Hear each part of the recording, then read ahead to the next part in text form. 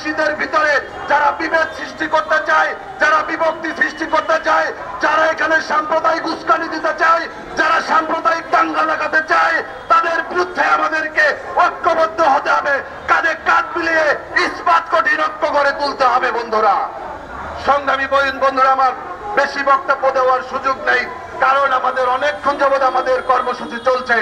আমরা একটা কথা পরিষ্কার, আজকে যেই কারণে ভারত আজকে মনে কষ্টে ভুগছে, শেখ হাসিনাকে ক্ষমতাচ্যুত করার কারণে আমাদের উপরে তারা খেপে গিয়েছে। এজন্য আমরা দেখেছি কলকাতাতে বাংলাদেশের পতাকায় অগ্নিসংযোগ করা হয়েছে।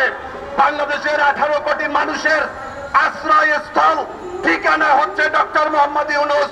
ডক্টর মোহাম্মদ ইউনূসের ছবিকে পোড়ানো হয়েছে। আজকে তাকে বলতে চাই, বাংলাদেশ থেকে আজকে হাসিনা পালিয়ে যাওয়ার পরে এই ভারতীয় আধিপত্য শক্তি, ভারতীয় সাম্রাজ্যবাদী শক্তি, ভারতীয় সামন্তবাদী শক্তি, তারা আমাদের প্রতিনিয়ত গত 3 দিনে 2 জন বাংলাদেশিকে হত্যা করেছে। তারা বিশ্বে নজিরবিহীন সীমান্তে হত্যা করে কাঁটাতারে ঝুলিয়ে রেখেছে আমার বোন ফেলানিকে। আমরা বলতে চাই, তোমাদের সাথে আমাদের বন্ধুত্বের দরকার নেই, স্বামী স্ত্রীর দরকার নেই।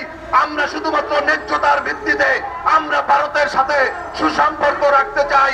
আমরা বাংলাদেশ থেকে স্বাধীনতা, সার্বভৌমত্ব যারা বিসর্জন দিতে চায়, এই আওয়ামী লীগ এবং তাদের দোসর জাতীয় পার্টি, হাসিনা পালিয়ে গিয়েছে, জাতীয় পার্টির চেয়ারম্যান অবিলম্বে জিএম কাদের এবং তাদের যে মহাসচিব, তাকে অবিলম্বে গ্রেফতার করতে হবে। আমাদের আইন শৃঙ্খলার বন্ধুদের কাছে জিজ্ঞাসা, কি হয়েছে? এখনো জিএম কাদেরকে কেন গ্রেফতার করা হয়নি? তার বিরুদ্ধে সুনির্দিষ্টভাবে মামলা হয়েছে। তার মহাসচিব সেই চুন্নুর বিরুদ্ধে মামলা হয়েছে, তাদেরকে কেন গ্রেফতার করা হয়নি? অবিলম্বে আওয়ামী লীগের রাজনীতি নিষিদ্ধ করতে হবে। তাদের দোসর জাতীয় পার্টি সহ 14 দলের রাজনীতি নিষিদ্ধ করতে হবে।